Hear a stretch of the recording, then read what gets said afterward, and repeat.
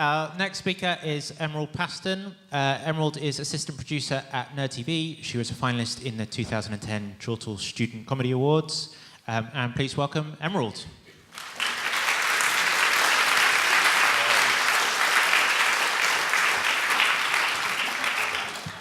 So, as James said, my name is Emerald, and my talk for you today is about a list that I started making at some point during primary school and stopped working on sometime during secondary school, probably due to homework pressures.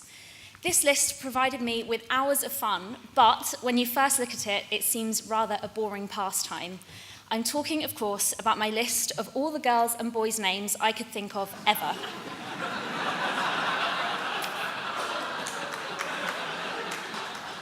So here are some facts about the list.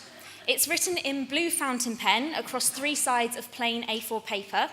It's technically 2 lists, one 2-page list of 523 girls' names and a half A4 page list of 272 boys' names.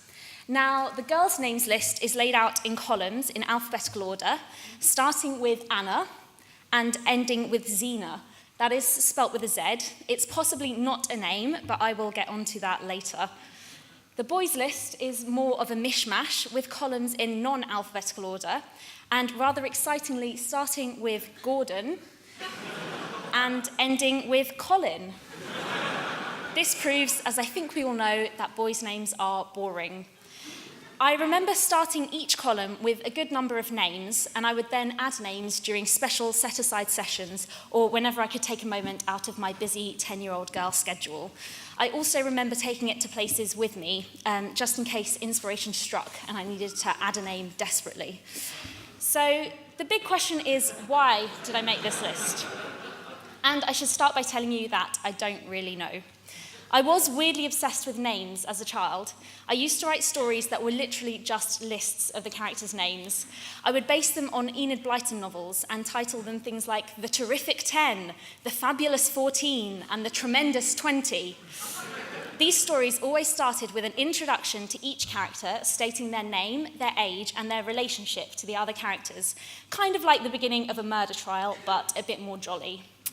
Once I'd got through this, the most exciting bit of the story, I usually described their journey to a creepy circus, and there the stories abruptly stop because I got bored. Who needs action when you have all the characters' names and ages? In any case, I think I intended my list to be a reference for me to use when writing these weird stories, so that I would have all the names ever laid out in front of me, making it an easy task to pick out the perfect name for the plucky tomboy with a heart of gold. However, I can't remember ever actually referring to this list for a name recommendation, so clearly the weird, twisted fun was in making it. But anyway, let's get into the action of the list. And part of what I like about this list is the blatant cheating that I carry out in it. These are attempts to boost the final name count with underhand tactics. For example, I've written both spellings of the name Claire and counted them separately in my final tally. I've done the same with Melissa, and with Lindsay, and with Alan. I've also written both Ken and Kenneth, Jim and Jimmy, and Stephen and Stevie. I feel like telling my past self, Emerald, you're only fooling yourself. It's all about quality, not quantity. But I actually suspect that I wanted to feature every variation of a name, just in case Alan with one L didn't cut it as the leader of the gang in the thrilling 13. So basically, I was just being super rigorous. Something else that I enjoy about this list is the psychological insights that it provides. You can kind of see into my subconscious. So, for example, can anyone guess what's at the top of the E column in the girls' names list? It is, of course, Emerald. Well done, sir. And second down on the list is Esmeralda, so you can kind of see what's important in my life at the time. Now, my sister, who is sitting just there, her name is Sapphire. So, of course, at the top of the S list, we find Samantha. Second down is Sally, and Sapphire comes in third. Sorry, Sapphire, the list has spoken. But fear not, because my mum's name, Sandra, comes in at an embarrassing 15th place. And that's after 2 different spellings of the name Sarah, so we can see where my priorities lie. But the absolute best thing about this list is the bizarre names that I deemed acceptable for inclusion. Again, I suspect it was an attempt to boost the numbers. But then again, when you're young, you haven't met a huge amount of people, so it's hard to tell which names people have in real life and which names people only have in stories. Hence, I've allowed in names like Thumbelina, Rapunzel, Waynetta, and Hatshepsut, the famous female pharaoh.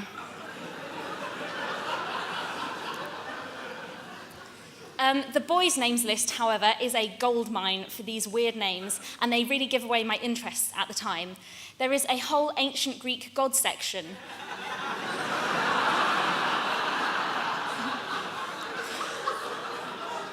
And this features the names Eros, Zeus, Helios, Hephaestus, 2 different spellings of the name Ares, and Charon, the ferryman of Hades, who carries souls of the freshly deceased across the rivers of the underworld that separate the worlds of the living from the world of the dead. When was I ever going to name a character in the Friendly 15 after him? I just don't know. Thankfully, we have the more upbeat names Noddy and Elmo making an appearance on the list. We've got Sonic, we've got Galahad, Lancelot, Hamlet. We have such classic names as Gaston, Aladdin, and Mufasa. And Malfoy slips in at the end, as does Sirius. And my personal favourite name on the list comes in between the names Roland and Dean. And that name, my friends, is Gandhi. That's right, Gandhi, as in Mahatma Gandhi. The surname, Gandhi. Pretty embarrassing.